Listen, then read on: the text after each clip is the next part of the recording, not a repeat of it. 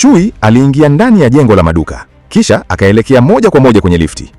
Wakati huo, mama mmoja na binti yake pia walikuwa ndani ya lifti hiyo.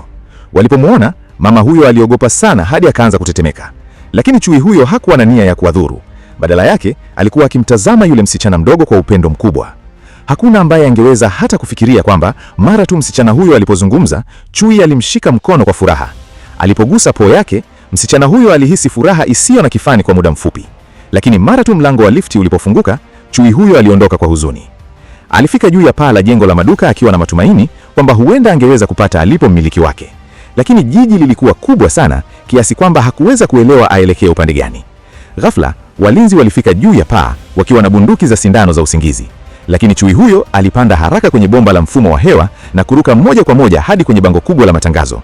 Hata hivyo, bango hilo halikuwa limefungwa vizuri, likaanza kuyumba huku na kule.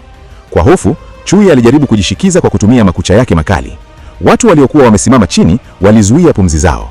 Baada ya kujaribu mara nyingi, alifanikiwa kupanda juu ya bango hilo.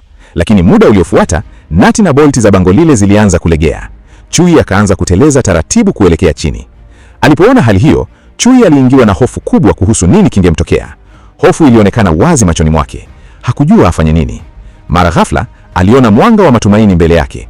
Mmiliki wake aliwasili akiwa kwenye puto la hewa moto ili kumwokoa. Lakini wakati huo huo, bolti ya bango lile ililegea zaidi. Chui ambaye alikuwa amepata matumaini kwa shida, alijikuta tena kwenye hatari. Mmiliki wake aliogopa sana kwamba angeanguka kutokana na hofu.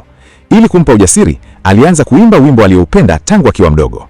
Chui alikumbuka nyakati zote za furaha alizowahi kutumia pamoja na mmiliki wake. Mara moja, mwili wake wote ulijaa nguvu. Akitumia nguvu zake zote, alipanda juu ya bango hilo. Wakati bango lilipokuwa karibu kuvunjika, aliruka na kutua moja kwa moja kwenye mapaja ya mmiliki wake.